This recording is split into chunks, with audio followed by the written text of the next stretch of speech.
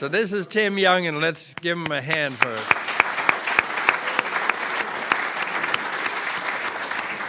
When hunters rise in the darkest hour, every movement is a ceremony and relevant. Stoke the bank coals, eat a simple breakfast.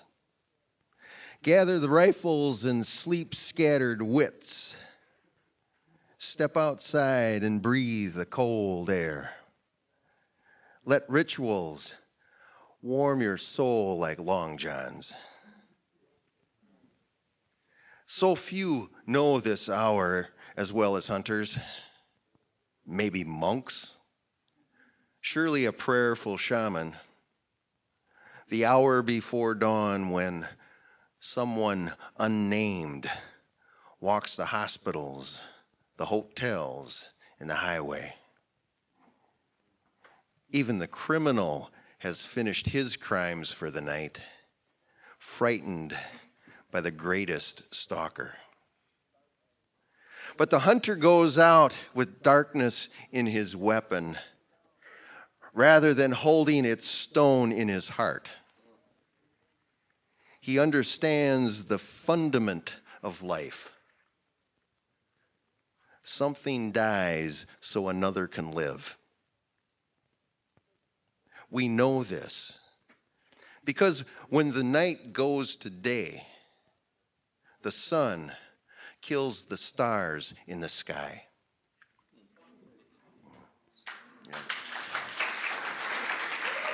Let's see. Where's Tom Mitchell? Where's Tom? Tom Mitchell. Oh, he's back there. Tom and I and a couple other guys last night were talking about splitting wood and burning wood in the wood stoves. It's something we really love to do. So I told Tom I'd read this poem. It's called Sledgehammer. Once in a while, someone else guides my sledgehammer. It happens when the air is chilled and quiet. My arms weary, my trunk a warm sea of sweat, and I forget I am of any world. Into my emptiness he arrives. The arc of the steel head draws true, and the wedge drives through the icy wood, which stops the tip just as it touches the earth. The log splits so perfectly, I can only marvel at the beauty the firewood angel brings. I'm excited and happy, but on the next log, I drive the wedge 6 inches into the ground.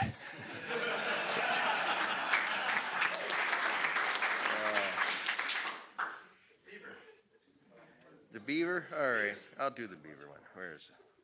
The title of the book is Building in Deeper Water. The title of this poem is Beavers Too Young. Well, it's a play on my name also, yeah. So, beavers who were too young built a lodge in the wrong place.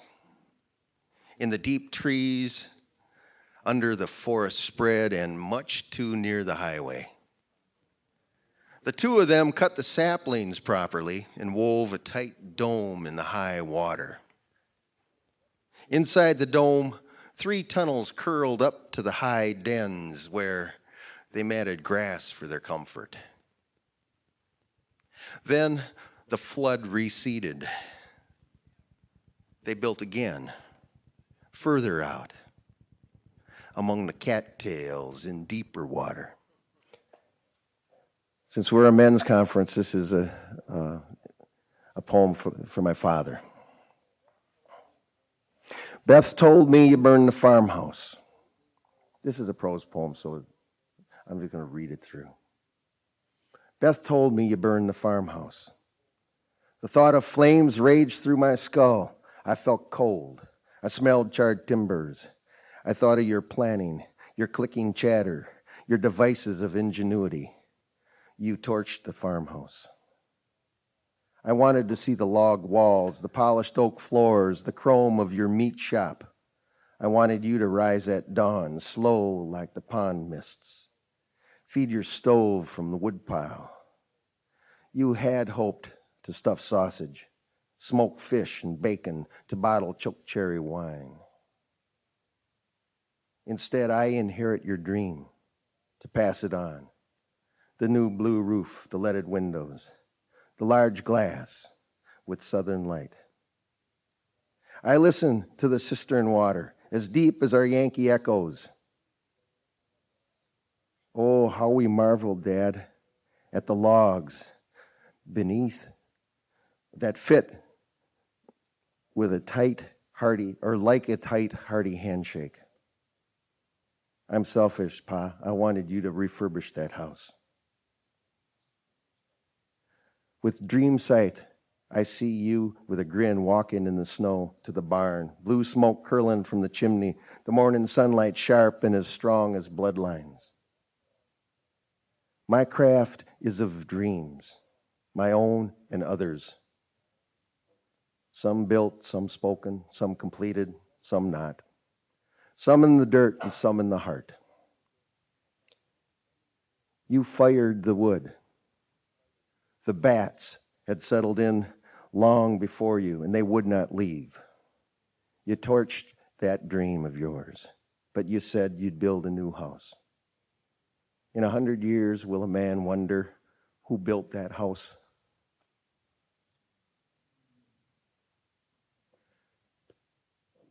Sometimes we take on our father's dreams. My dad was the 5th generation off the farm. He wasn't able to rebuild this farm. His father lost the farm. My grandfather lost the farm. My great-grandfather lost the farm. The great-great-grandfather lost the farm. They all lost farms down to me. So when I had an opportunity to buy a farm, I had to say, is this something that I want to do? I consciously said yes. So 10 years ago, I moved out to the farm. Built it was an old log farm, just like the one my dad burned down. And we're still living there. Many of these poems come from that farmstead. So I wanted to honor my dad with that torched dream. But now on to my life.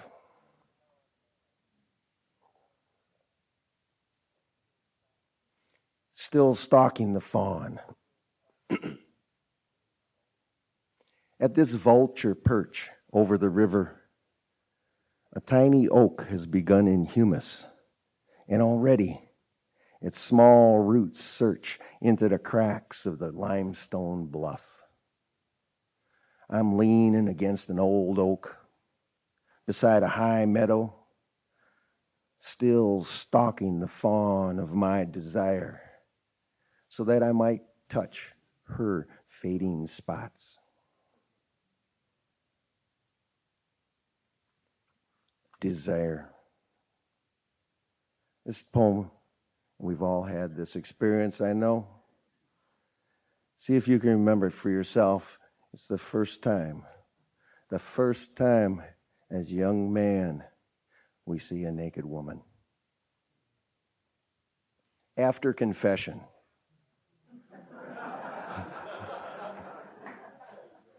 On a Saturday evening, I returned from confession with my heart as clean as I could know. I crossed the park and headed home and saw through a lighted window a naked girl, older than I, emerging from her bath. Then shame, as cold as April nights, fell onto my shoulders. I so wanted to watch. Had she turned off her light, she could have seen me. I wouldn't have hid, nor been able. For my awkward soul and my quaking legs fastened me to that concrete. In a moment of habit and modesty, She drew the shade and broke the spell. I never learned her given name, though I know her by one I chose. So if you know her, tell her, I too love her. And I call her by that name whenever I walk into the dark or in the quiet light of autumn.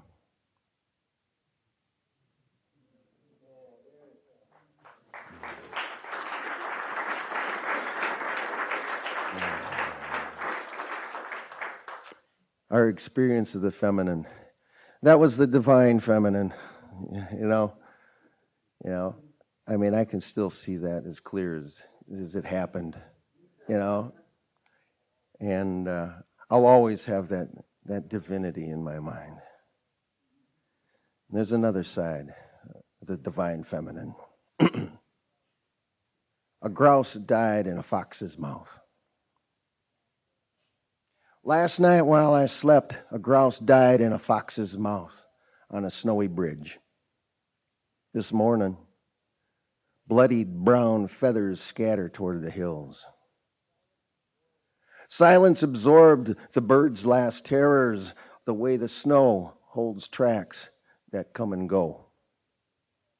I step into that silence where the grouse's screams hang with a ripping feather coat, where the fox's shadowy head shakes hollow bird bones that snap between her teeth as a broody.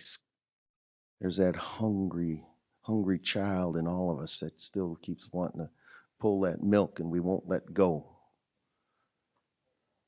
This poem actually came from a fox that we found dead on the side of the road in the springtime. And her nipples were all red, which meant that she had a late litter of pups. And they were much too old to be sucking on her, but they did. You know, it's too late in the year for them to be out learning how to hunt. There's always something in nature that's going to be greedy and eating. And those teeth are going to chew on those nurturing nipples. I love the single deer path. I love the single deer path, winding into the wet, tangly night woods, where nocturnal squirrels and whippoorwills usually fly tree to tree. The hunter walks from the known to the not known. Water drops, leaf to leaf. The humus grows moist, still, and womanly. I'm reading a lot of poems about the feminine in here, so here's another one. Stripping elderberries. This afternoon, beneath the shade tree, I stripped elderberries lazily until my thumb turned purple and funny. Now, my wife, in a prickly mood, stirs a black kettle bubbling with jam and 1,000 seeds to catch in my teeth.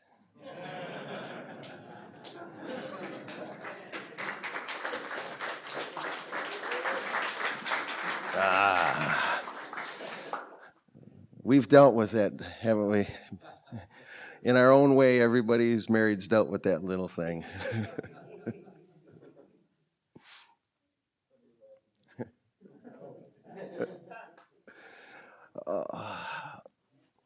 My wife is the animal lover in the family. And this is my wife loading her cattle.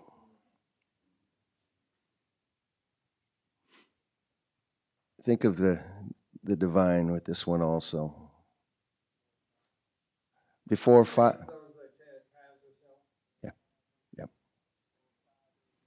Before 5 a.m. in late November, she stepped into the deep mouth of the trailer and sweetly called to her cattle. Come on, boys. Look what I have for you. Sniffing the metal and the blackness before them, twin steers backed away from her beckon. I squeezed a stall gate against the smaller one's ribs till he leaped toward her voice and went in. Good boy, good boy. The second steer turned and kicked on the pivot, his brown bulk confused by her words. He resisted the driver's twist of his tail, but finally had to jump into the darkness. It's okay, baby. And his mother offered him corn. The floor trembled and the trailer door slammed. Something rumbled in the muscles and bones. My wife wept as her cattle boys left to the Watkins locker in Plum City. She said nothing more. Neither did I. Then we both drove off to work.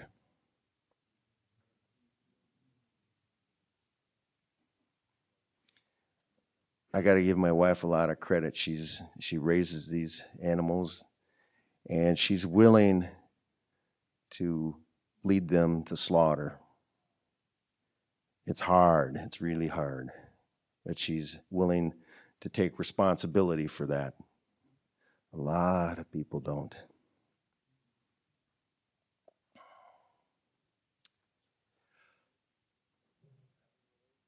This is another relationship poem. Those of us who've been arguing with our wives for a long time, we understand this. Those of you guys who, are younger, and you're going to have to learn this.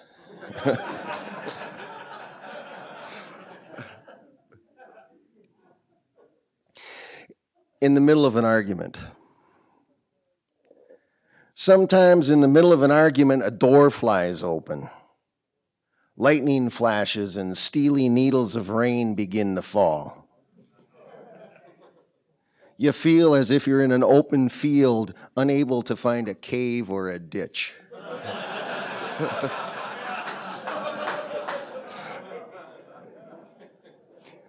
Here on the bluffs, where a log house can be leveled by straight line winds, we've had practice dealing with storms. If a hard wind gets inside, the walls can fall. The roof rise and tumble, and the debris piles up on top of the basement of fear and loneliness. If I have to carry a plywood sheet to nail over a broken window, I carry it knife-like into the wind. I walk sideways so the force won't throw me. As I pull the door against the wind, it resists even more. You know, when the door is all slammed open, the wind's holding it back. As I pull the door against the wind, it resists even more. Then, at the instant when the door is edgewise and I'm backing into the house, I must take special care, make sure my fingers won't get slammed into the jamwood or the glass shatter all over me. I must resist the wind just a bit, push against it, and yield slowly.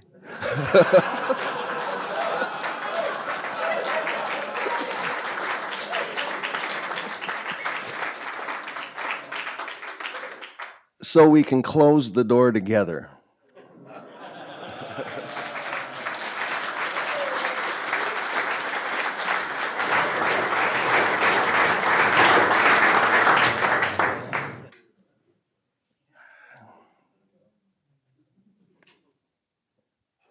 Into my quilts. Just as a bear goes down to its hole in winter, I descend into my quilts. My wife's arm warms my pillow, and the room is black and comfortable this way. Wrapped and curled, I'm a different being with residual feelings from the day. The warmth takes hold of irritations, chattered gratitudes, telephone static, gasoline pump sounds, and the radial tire whines, then melts them, burns them away, like a cedar log snapping in the fire. As I crawl deeper into my hole, her warmth spreads through me, and our two bodies, huddling like slumbering badgers, invite a mysterious third thing into the welcoming dark. In a harsh time, and one always comes, fire explodes from tinder and lightning, although neither looks like a flame. From ashes and soil grow brilliant flower heads, and their perfumes waft unseen. I don't know if my toe dreams differently than my wife's ear, or if our fingernails dream at all. Yet something inside of us knows. My wife breathes the same sleep rhythm as I. No one else has ever matched that rhythm. It can't be an accident that we sleep together. Perhaps someone mysterious waits inside of our sleep. And when we're awake, or when we're asleep, we're really awake. The holy ones tell us such a being is there.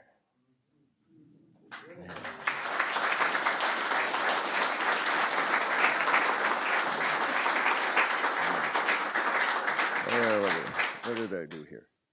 Okay. Oh, there we go. I mentioned earlier that we moved into an old log house. It was built back in the 1870s, and been doing a lot of work on it over the last 10 years, bringing it back to life. When we bought it, it looked like one of these enchanted old farmhouses, you know, with vines growing all over it and everything. But it's come around. And of course, you know, with those old farmhouses, once you finish the house, you got to start working on the barn. So this is inheritance. After I sledged the loosened stones from the barn's crumbling foundation, I had a hole. Backfill rubble and house jacks cranked to the plate. The wall hung like a hippo on tiptoe as I re-poured the footings below the frost line. When the concrete cures, although I'm a novice, I'll mortar the blocks like a mason. And as I carry those blocks to stack by the barn, 2 by 2 by 2, my stiffening gait, my weary arms bend me toward the ground of my being. Although he's napping on days like this, I see my father in a window reflection beside me, walking in a hat like mine and wearing my beard and my mustache.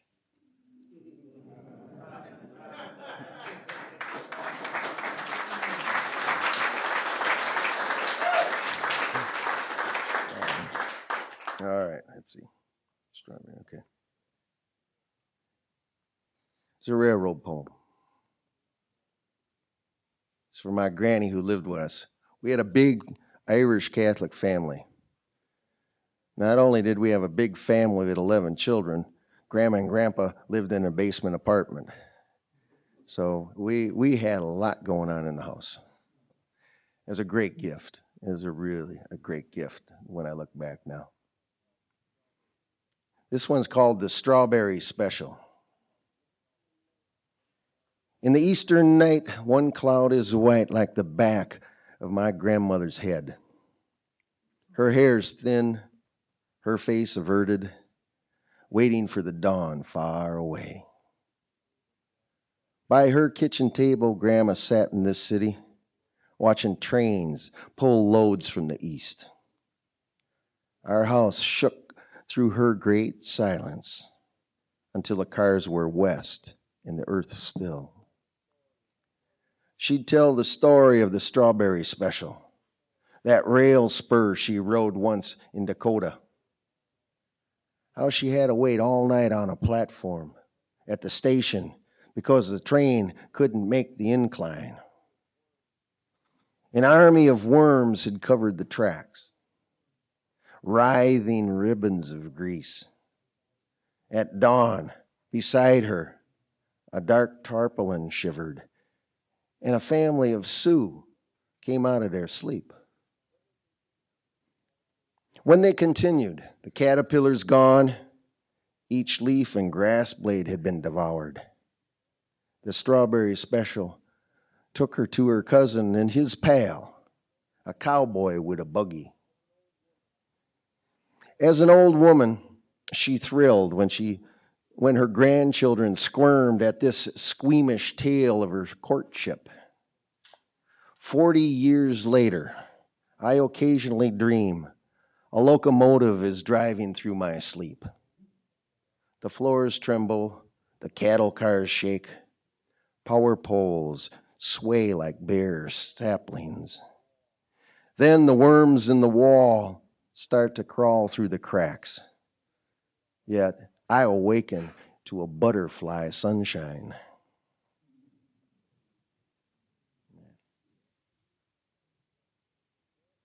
When I was 20, Grandpa leaned on his red hoe handle. Beside the zinnias, I saw his muscatel, and I thought, damn, he'll play his harmonica all night, and I have to study John Kenneth Galbraith.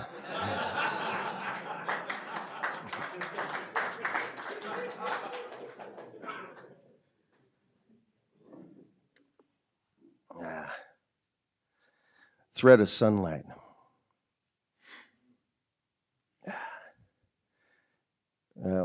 I'll fill you in on it at the end of this one. Where the thread of sunlight crossed the top bunk, I touched the rough-cut rafter, watched two spiders approach on the lumber's vertical plane. Just when my heart condensed to arachnid size, the great wounds of war opened before me. One spider limped on with the other's head in its mouth. When I asked my mother about war, she told me, "You're thinking too much." And before her sentence ended, my father rushed in, chattering about the chores we'd accomplish. The magneto for the mill saw needed repair. The window trim should be painted. The outboard motor should be trimmed. And if the work gets done, we might go fishing in the evening. The sunlight reflected off the flat lake, and I stood between my mother and my father, thinking. This is my anti-war poem. This was when I was about 10, 12 years old, back in the early 60s, right before Vietnam. Nobody wanted to talk about war.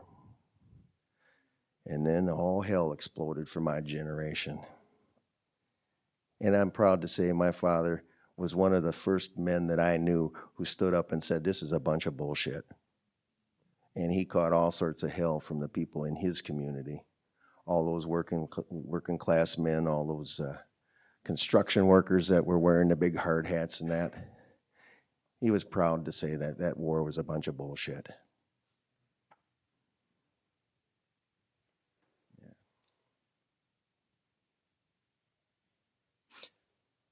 Last night when I was singing, it reminded me a lot of growing up, because I had a lot of uncles that'd come over, and my dad and my uncles would all sing the old songs, old popular songs. You've probably heard them thousands of times when you're kids, My Wild Irish Rose, Jack. I probably heard that a million times as a kid. every Stephen Foster song, Bye Bye Blackbird. That was the way they entertained themselves, by singing. And I can't imagine a better way, especially now. That's why I love to sit and sing so much with the guys. It's not just, honoring the great divine. It's also connecting me back to my ancestors. And you know how it is when you're singing a song and not everybody knows the words at first, and they kind of pick them up here and there. And this poem came up because I was watching one of those old westerns. My grandpa was a cowboy out in South Dakota, so I had this fascination with old westerns. Remember Hopalong Cass would be running after the bad guys, and first there'd be one guy, and then there'd be two guys. And then over the hill come 3, 4, 5, 6, and pretty soon you got them all, this whole posse running together. That always just exhilarated me. There's something in there. So this is a poem that came after that image, catching up to the words. If they had learned a melody once, my uncles and father remembered it at a party, then galloped into song, one voice at a time, catching up to the words. After my brother John's wake, they drank a little in the living room with Uncle Jim's uninvited blubbering pal. I didn't know him. I was 19 and angry, and I paced between the sink and the stove as the drunk babbled on and on and on and on.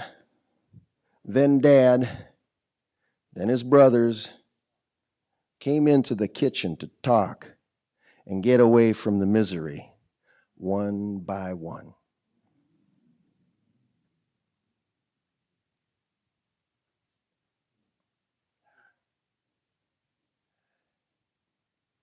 There we go. Oh.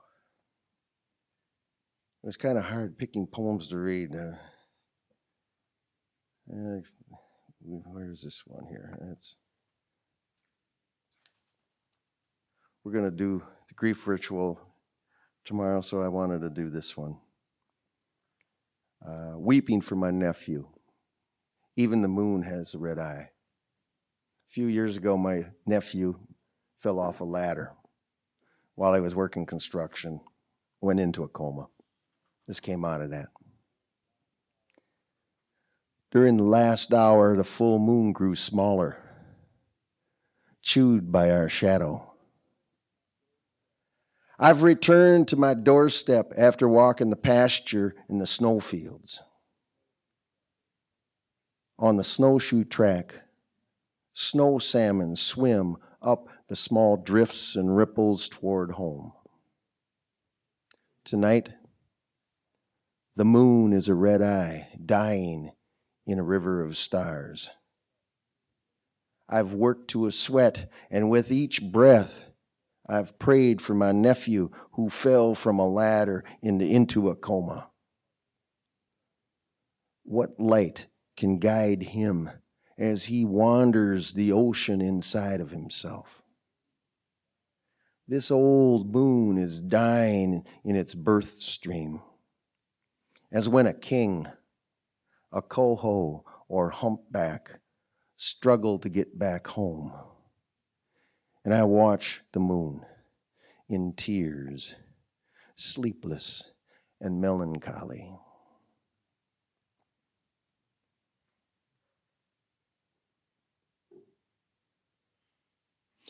I want to do one more poem. And I've asked my son Jess to help me with this one, and I think it'll be kind of self-evident.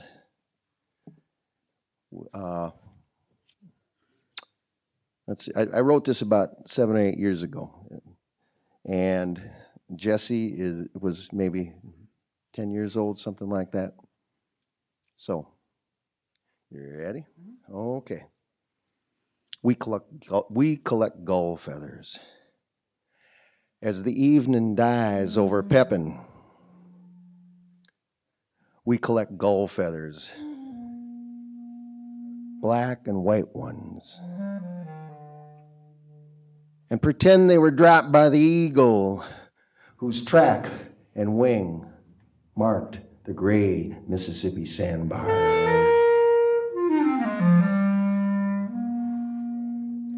Jesse remarked as we arrived, "If I point at the hawks, they fly away. But if I don't, they stay in the trees." Now the river moves heavily south, and the sun drops beyond the bluffs. The air chills me. I want to keep my fingers in my pocket because everything here moves on, except that sweet pain of love that knows he's growing up to leave me.